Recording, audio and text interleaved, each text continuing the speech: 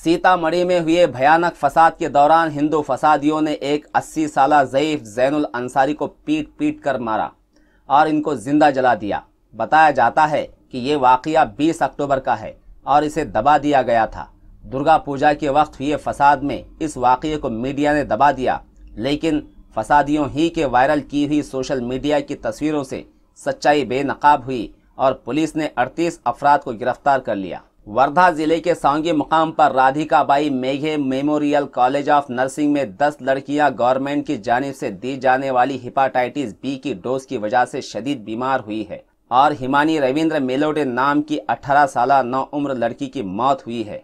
डॉक्टरों ने बताया कि ये इस डोज का रिएक्शन हुआ था। तेलंगाना असेंबली इलेक्शन में अब बीजेपी मजलिस इत्तेहादुल मुस्लिमीन के खिलाफ मुस्लिम उम्मीदवारों को टिकट देने का फैसला कर चुकी है। खास बात यह कि अकबरुद्दीन अवैसी के मुकाबले में एक ताकतवर मुस्लिम उम्मीदवार खड़ा कर मजलिस को खत्म करने का बीजेपी का प्लान बन चुका है। बताया जाता है कि आरएसएस की स्टूडेंट विंग एबीवीपी की नौजवान लीडर शहजादी बेगम को अकबर अवैसी के मुकाबले में खड़ा किया जाएगा। यूपी में पुलिस एडमिनिस्ट्रेशन के officer DSP Ashok Dikshit train में एक मुस्लिम जोड़े को नंगी गालियां दे रहा है और इन्हें लाठियों से पीट रहा है।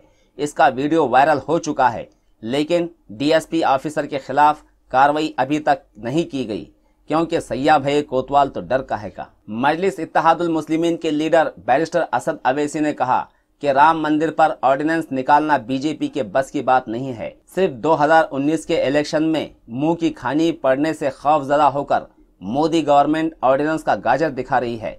बैरिस्टर साहब ने सुप्रीम कोर्ट के जनवरी में समाअत का खैर मकदम भी किया।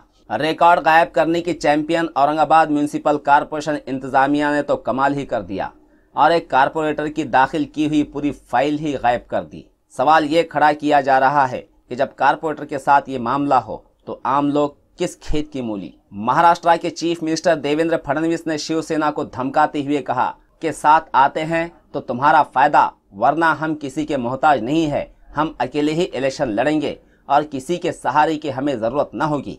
आप सिर्फ सामना में अग्रलेख लिखते रहिए, इससे हमें कोई फर्क नहीं पड़ता। बीजेपी के महाराष्ट्र प्रेसिडेंट राव साहेब दानवे ने एनसीपी पर बड़ा खुलासा करते हुए कहा कि 1,70,000 करोड़ के सिंचन घपले के मामले में अजीत दादा पवार को किसी भी वक्त गिरफ्तार किया जा सकता है। इस पर पलटवार करते हुए अजीत पवार ने कहा कि मुल्क में कानून चलता है, न कि बीजेपी की पेशवाई चल रही है।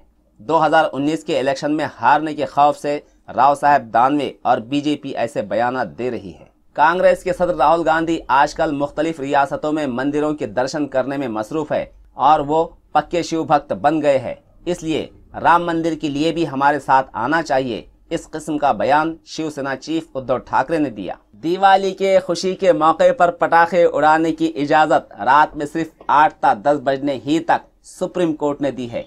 ये भी कहा गया कि इस हुक्म का उल्लंघन करने पर 8 दिनों की जेल और 1250 रुपयों से ज्यादा का जुर्माना भी हो सकता है। ये इत्तला नासिक के कमिश्नर ऑफ पुलिस ने दी है।